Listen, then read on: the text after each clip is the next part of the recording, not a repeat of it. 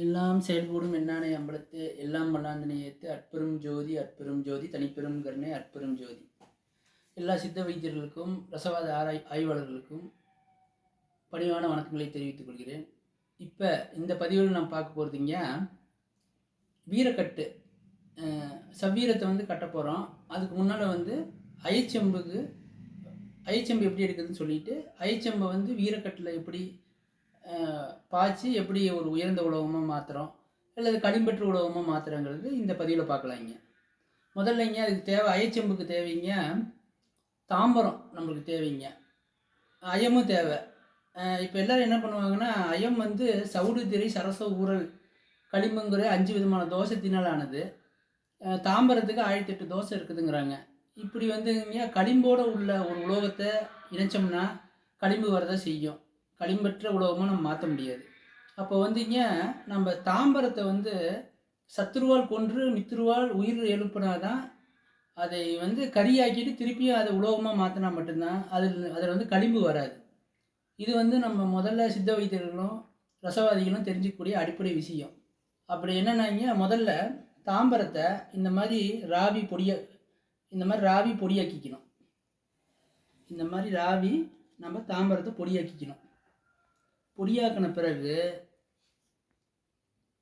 அதை கட்டின கந்தகத்தை கொடுத்து அதை கட்டின கந்தகத்தை தாம்பரத்தை உருக்கி அல்லது தாம்பரத்தில் இதை அரைச்சி எலுமிச்சஞ்சாறு விட்டு அரைத்து புடமிட்டு எடுத்தால் இந்த மாதிரி தாம்பரம் கரியாக மாறிடும், இந்த மாதிரி கருப்பாக மாறிடும். அப்போ தாம்பரம் இந்த இடத்துல சத்துருவால் கொன்னாச்சு, தாம்பரம் செத்து போயிடுச்சு, கரியாயிடுச்சு.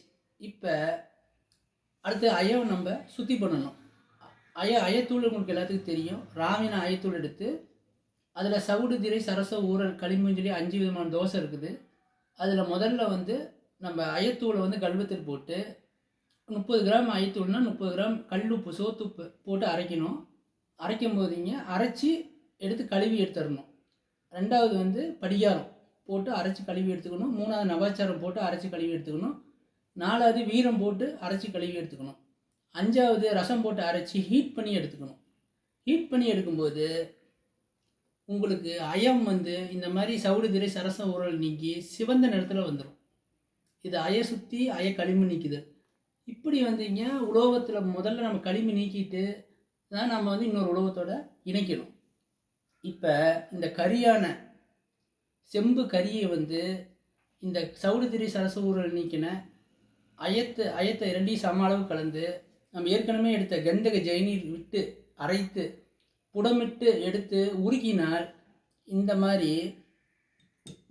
ஒரு கலங்கு கிடைக்குங்க. இந்த மாதிரி ஒரு கலங்கு கிடைக்கும், அயச்செம்பு கலங்கு கிடைக்கும். இந்த அயச்செம்பு கலங்கில் எடுத்து நம்ம வெயிலில் காய வச்சு எடுத்துக்கணும். ஏன்னா அயச்செம்பு கலங்கு நம்ம இதிலேருந்து பிரித்து எடுக்கும்போது கொஞ்சம் நீர்மத்தன்மையாக இருக்கும். கந்தக ஜெயநீரில் அரைச்சி எடுக்கும்போது நீர்மத்தன்மையாக இருக்கும். பிரித்து காய வச்சு எடுத்துக்கணும். இந்த அயச்செம்பு எடுத்து வச்சிட்டிங்க. ரெண்டாவது விஷயம் என்னென்னா வீரத்தை கட்டணும், சவ்வீரத்தை கட்டணும். சவ்வீரத்தை எப்படி கட்டணுன்னாங்க, ஏற்கனவே நம்ம எடுத்த தாம்பர செந்தூரம் நம்ம முடிச்சு வச்சுருக்கோம். தாம்பரத்தை செந்தூரம் பண்ண போன வீடியோவில் நான் சொல்லியிருக்கேன். அந்த தாம்பர செந்தூரத்தை கந்தக ஜெயநீர் விட்டு அரைத்து நம்ம சவ்வீரத்துக்கு கட்டி சவ்வீரத்தை கவசம் கட்டி நாம் புடமிட்டு எடுத்தால் உருகி இப்படி சிவந்த நிறத்தில் தாம்பர செந்தூரம், அதாவது வீரம் உருகி நிற்கும். இப்போ உருகி நின்ற வீரத்தை இந்த அயச்செம்பு கலங்கை எடுத்து உருக்கி இந்த வீரத்தை 8க்கு 2ங்கிற விதத்தில் நம்ம கொடுத்தோம்னா உங்களுக்கு அயச்செம்பு இப்படி சாம்பல் நிறத்தில் கிடைக்கும். இது வெட்டையாகாமல் உடையாமல் கிடைக்குங்க. இதை வச்சு இதுதான் சித்தர்கள் சொன்ன அயச்செம்பு. அயச்செம்புனா எல்லாம் மஞ்சளாகவும் சிகப்பாகவும் இருக்குங்கிறாங்க. அப்படி வராதிங்க, சாம்பல் நிறத்தில் கொஞ்சம் வெண்மையாக இருக்கும். இது இன்னும் உருக்கி சாச்சா வெண்மையாக மாறிடும். இந்த தூய்மையான அயச்செம்பு நம்ம எடுத்துட்டோம்னா சித்தர்கள் சொன்ன அத்தனை வேலையும் நம்ம செய்யலாம். இது ஆசிட் ப்ரூஃப் ஆகிங்க, உப்பு தண்ணிக்கு நிற்கும், அணு நெருக்கமான அயச்செம்பு. இப்போ இந்த அயச்செம்பில் என்ன ஒரு விஷயம் இருக்குதுன்னாங்க, செம்பு தாமிரம் தாமிரமும் அயமும் நண்பர்கள், கந்தகம் எதிரி. எல்லா உலோகத்துக்கும். எந்த உலோகத்தில் கந்தகம் கொடுத்தாலும் உடஞ்சி போயிடும். அப்போ வந்துங்க நம்ம செம்பை வந்து கந்தகத்தினால் கொன்றுட்டு அயத்தை சுத்திகரிப்பு பண்ணி செம்போட அந்த கரியோடு இணைக்கும் போது திருப்பியும் செத்த செம்பு வந்து திருப்பி உயிர் வந்துடுது. அப்போ உயிர் வந்த செம்பு தன் நிலையை இழந்து வெண்மை செம்பாக மாறிக்குது. இது அயச்செம்புங்கிறது. இதில் அயச்சத்து இருக்கும், செம்பு சத்து இருக்கும். லேபில் போய் கொடுத்தோம்னா அன்னோன் மெட்டல்னு காமிக்கும். ஆமாங்க. இந்த மாதிரி இது வந்து மருத்துவத்துக்கு நம்ம கொண்டு போய்க்கலாம், ரசவாதத்துக்கு கொண்டு போய்க்கலாம். இது நம்ம நண்பர்கள் வந்து எதுக்கு தேவையோ அதுக்கு பயன்படுத்திக்கங்க. நன்றி, வணக்கம்.